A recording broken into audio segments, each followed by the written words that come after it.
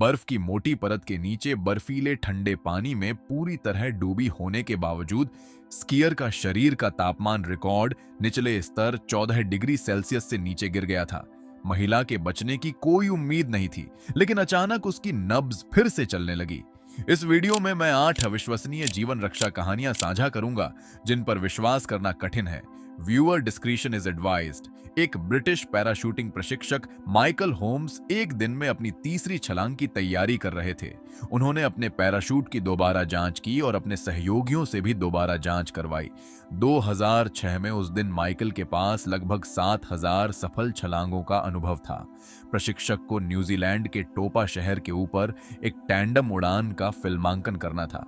जब विमान 4600 मीटर की ऊंचाई पर पहुंचा तो स्काईडाइवरों ने छलांग लगा दी। माइकल ने सबसे अच्छी तस्वीरें लेने के लिए टैंडम जोड़े के चारों ओर चक्कर लगाया और फिर अपना पैराशूट खोला। हालांकि स्थिर अवरोहण के बजाय वह व्यक्ति एक हिंसक भंवर में फंस गया। उसका मुख्य पैराशूट उलझ गया और खुल नहीं रहा था, इसलिए उसने अतिरिक्त पैराशूट खोलने के लिए उसे अलग कर दिया। हालांकि किसी कारण से उसका कैनोपी अलग नहीं हुआ। होम्स गिरता रहा। वह चाकू से सस्पेंशन लाइनें काटना चाहता था, लेकिन गिरने की गति के कारण अपने हाथ ऊपर नहीं उठा पा रहा था। माइकल ने बड़ी मुश्किल से अपने अल्टीमीटर पर नजर डाली और समझ गया कि उसका काम तमाम हो चुका है। 6 सेकंड और बीतने के बाद माइकल होम्स जमीन पर गिरा, लेकिन जब माइकल का दोस्त पास ही उतरा तो उसने होम्स को एक ब्लैकबेरी की झाड़ी में पूरी तरह होश में पड़ा देखा। उसे तुरंत अस्पताल ले जाया गया, जहां पता चला कि उसके बाएं पैर और टखने में गंभीर चोट आई है।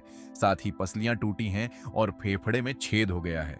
लेकिन अगर माइकल इतनी ऊंचाई से सीधे जमीन पर या पानी में गिरता तो उसकी मौके पर ही मौत हो जाती।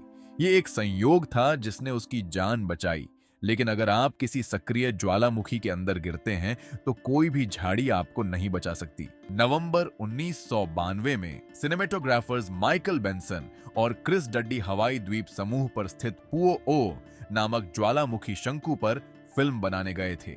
हॉलीवुड के सर्वश्रेष्ठ पायलटों में से एक क्रेग हॉस्किंग उन्हें सक्रिय ज्वालामुखी के मुहाने तक ले जाने के लिए सहमत हुए, लेकिन जैसे ही वे क्रेटर के पास पहुंचे, हेलीकॉप्टर सीधे ज्वालामुखी में गिरने लगा। हेलीकॉप्टर में सवार सभी लोग मरने के लिए तैयार थे। हालांकि किसी चमत्कार से हेलीकॉप्टर धधकते लावा में नहीं गिरा, बल्कि कठोर जमीन पर आ गिरा। इतना ही नहीं, दुर्घटना में लोग लगभग सुरक्षित बच गए। दुर्घटना स्थल ठीक उसी जगह पर स्थित था जहां क्रेटर में ताजी हवा आ रही थी, अन्यथा वे लोग ज्वालामुखी से निकलने वाली जहरीली गैसों में घुटकर मर जाते। इन संयोगों ने उनकी जान बचाई। इसके अलावा वे क्रेटर के शीर्ष से केवल 90 मीटर नीचे थे, इसलिए स्थिति इतनी बुरी नहीं लग रही थी। हालांकि यह एक भ्रम था।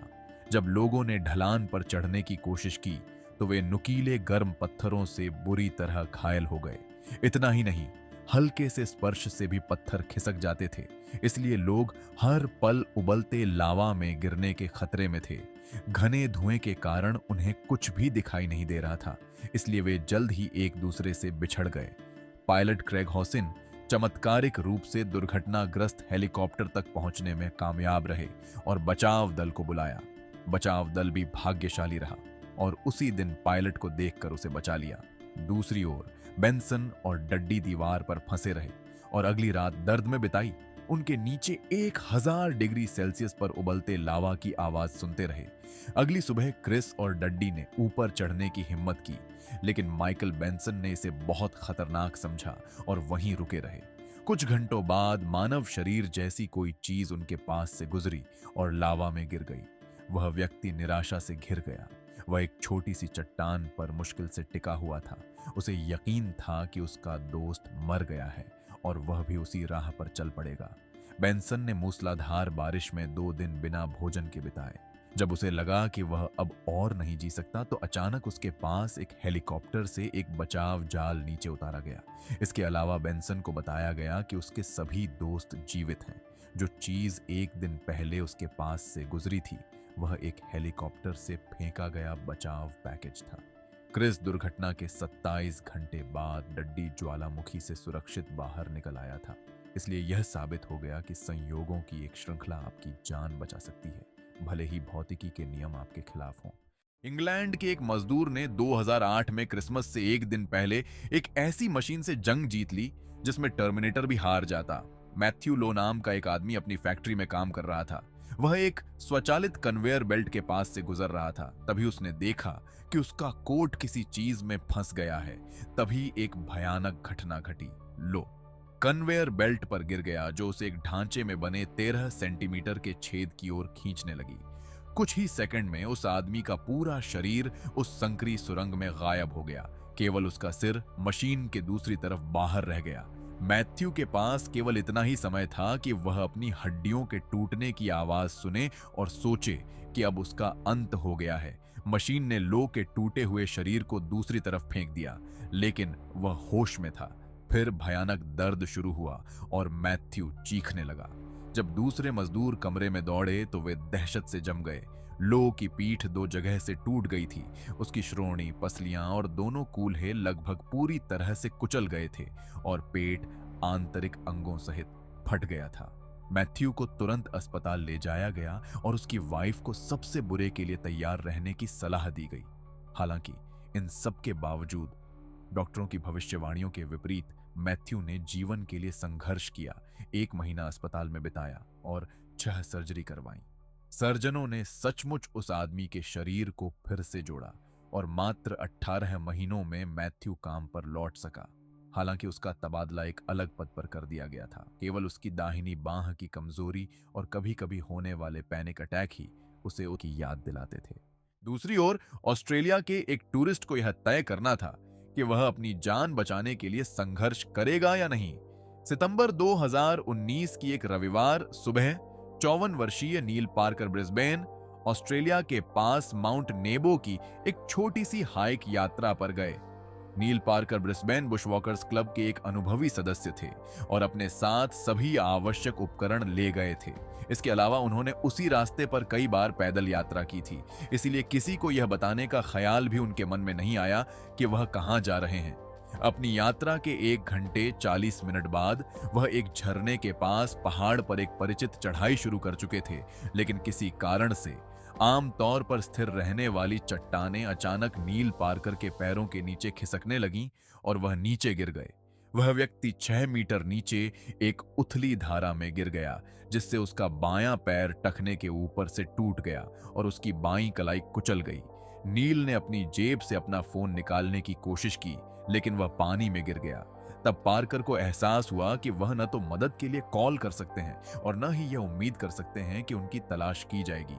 उनके पास खुद को बाहर निकालने के अलावा कोई विकल्प नहीं था। नील ने अपने हाइकिंग पोल का उपयोग करके अपने पैर को सहारा दिया और रेंगना शुरू कर दिया। यह इतना कठिन था कि हर मीटर चढ़ने के बाद उसे आराम करना पड़ता था। फिर भी पार्कर रेंगता रहा, बीच बीच में कुछ खाने और पेनकिलर लेने के लिए रुकता रहा। 2 दिन बाद सोमवार को जब नील पार्कर काम पर नहीं आया तो खोज अभियान शुरू हुआ। किसी चमत्कार से किसी को याद आया कि उसने पहाड़ों पर जाने की योजना का जिक्र किया था, लेकिन मंगलवार सुबह तक हेलीकॉप्टर नहीं भेजा गया। जल्द ही बचाव दल ने एक नाले में एक आदमी को देखा जो अपने सिर के ऊपर कुछ रंगीन लहरा रहा था। पता चला कि नील पार्कर न केवल जीवित था, बल्कि वह उस जगह से 3 किलोमीटर से अधिक चढ़ाई भी कर चुका था जहां वह गिरा था। उसे हेलीकॉप्टर में चढ़ाया गया और अस्पताल ले जाया गया। डॉक्टरों ने माना कि हाइकिंग पोल से स्प्लिंट बनाना एक शानदार आइडिया था। मेरा मानना है कि नील पार्कर की स्थिति भयानक थी, लेकिन उसके पास अपार अनुभव, भोजन और पेन किलर थी। दूसरी ओर 28 वर्षीय जेम्स ग्रिम्स को 23 नवंबर 2022 को इसी तरह की मुश्किल से बाहर निकलना पड़ा। उनके पैरों तले जमीन भी नहीं थी। सनसेट के बाद एक व्यक्ति थैंक्स गिविंग मनाने के लिए न्यू ऑर्लियंस में एक क्रूज लाइनर पर सवार हुआ। जेम्स ने कुछ कॉकटेल्स पी और बाथरूम जाने का फैसला किया। अगले ही पल जब उसे होश आया तो उसने खुद को गल्फ ऑफ मेक्सिको के समुद्र में पाया। ग्रिम्स घबरा गया। उसे याद नहीं आ रहा था कि वह जहाज से कैसे गिरा और उसे समझ नहीं आ रहा था कि क्या करे। पहले तो उसे उम्मीद थी कि उसकी अनुपस्थिति जल्द ही किसी को पता चल जाएगी और क्रू उसे लेने वापस आएगा, लेकिन पूरी रात पानी में बिताने के बाद उसे एहसास हुआ कि ऐसा नहीं होगा। इस दौरान जेलीफिश के एक बड़े समूह ने जेम्स के शरीर पर बुरी तरह डंक मारे और जब सूरज निकला तो ग्रिम्स के लिए नई चुनौतियां इंतजार कर रही थीं। उसने पास में एक फिन देखा और डर से पीला पड़ गया। एक शार्क उसकी ओर आ रही थी। तभी किसी चीज ने उसके पैर को छुआ। उसने उसे जोर से लात मारी, अपनी सांस रोक ली और मरने के लिए तैयार हो गया, लेकिन कुछ नहीं हुआ और अगर वह शार्क थी भी तो कभी वापस नहीं आई। अचानक जेम्स ने 2 जहाज देखे। वह तैरने लगा। घंटों तक अपनी 9 साल की बेटी के बारे में सोचते हुए और उसके लिए गाने बनाते हुए जेम्स पानी में डूबा रहा। इस दौरान तेज धूप उसकी त्वचा को झुलसा रही थी। जब जेम्स 20 घंटे पानी में बिता चुका था और अपने परिवार को फिर से देखने की उम्मीद खो रहा था, तभी उसके पास एक लाइफलाइन गिरी। उस आदमी ने अपनी बची हुई सारी ऊर्जा लगाकर उसे पकड़ने की कोशिश की, लेकिन शक्तिशाली लहरों ने उसे ऐसा करने नहीं दिया। आखिरकार एक कोस्ट गार्ड हेलीकॉप्टर जेम्स के ऊपर चक्कर लगाने लगा और बचाव दल ने उसे पकड़ लिया। उनमें से एक ने देखा कि बर्फीले ठंडे पानी में हाइपोथर्मिया से मरने से पहले ग्राइम्स के पास ज्यादा से ज्यादा 1 मिनट का समय बचा था। लेकिन मुझे नहीं लगता कि यह इस वीडियो की सबसे अविश्वसनीय कहानी है। मैंने सबसे अविश्वसनीय कहानी अंत के लिए बचाकर रखी है। यहां तक कि डॉक्टर भी यह नहीं समझा सकते कि एना बोगेनहोम मई 1999 में कैसे जीवित हो उठी।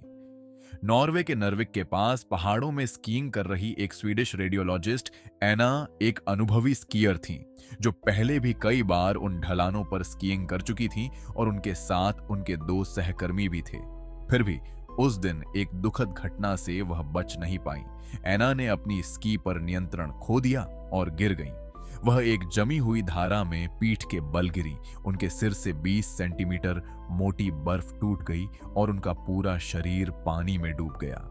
केवल बोगेनहोम के पैर और स्की ही पानी की सतह से ऊपर रहे। उनके सहकर्मी तुरंत उनकी मदद के लिए दौड़े, लेकिन उन्हें बर्फ के जाल से बाहर निकालने में असफल रहे। इसलिए उन्होंने बचाव दल को बुलाया। घबराई हुई बोगेनहोम बर्फ पर छटपटा रही थी। तभी अचानक उन्हें पास में ही हवा का एक झोंका मिला और उन्होंने फिर से सांस लेना शुरू कर दिया। उन्होंने 40 मिनट तक इसी तरह पूरी तरह होश में रहकर बचाव का इंतजार किया। हालांकि वह उसे देख नहीं पाई। वह बेहोश हो गई और उनके सहकर्मी यह नहीं बता पाए कि एना अभी भी जीवित हैं या नहीं। बचाव दल को और 40 मिनट लग गए। महिला को पानी से बाहर निकालने के लिए इतनी मशक्कत करनी पड़ी कि उसके बचने की कोई उम्मीद नहीं थी। जब बोगेनहोम को अस्पताल लाया गया तो उसके शरीर का तापमान चिकित्सा इतिहास में एक नए रिकॉर्ड निचले स्तर पर पहुंच गया था, 13.7 डिग्री सेल्सियस। डॉक्टरों ने कुछ घंटों तक उसकी हालत सुधारने की कोशिश की, लेकिन कोई नतीजा नहीं निकला। हालांकि नॉर्वे जैसे ठंडे देश में चिकित्सकों का नियम है कि मरीज को मृत घोषित करने से पहले उसे गर्म किया जाए। इसलिए 100 से अधिक विशेषज्ञों की एक टीम ने 9 घंटे तक बारी बारी से आना के शरीर का तापमान सामान्य करने की कोशिश की। तभी अचानक उसकी नब्ज फिर से चलने लगी। यह बिल्कुल असंभव लग रहा था, लेकिन डॉक्टर इतनी जल्दी आशावादी नहीं हुए। बोगेनहोम बहुत लंबे समय से मृत थी और ह्यूमन ब्रेन को कम से कम 20 मिनट तक ऑक्सीजन के बिना रहने पर इरिवर्सिबल डैमेज हो जाती है। हालांकि एना ने अगले 35 दिन वेंटिलेटर पर बिताए और होश में आ गई। यह अविश्वसनीय है, लेकिन उसके मस्तिष्क में कोई डैमेज नहीं पाई गई। फिर भी एना गर्दन के नीचे पैरालाइज्ड थी। 29 वर्षीय एना को अपना शेष जीवन बिस्तर पर बिताने का विचार बहुत बुरा लगा और वह डॉक्टरों से बहुत नाराज थी।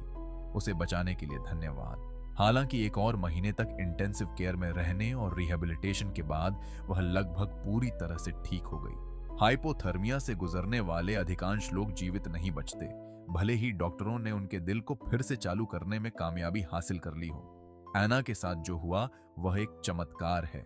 मैंने आपको इस तरह की इतनी कहानियां सुनाई हैं कि कभी कभी मुझे आश्चर्य होता है कि क्या इन्हें महज एक संयोग से समझाया जा सकता है।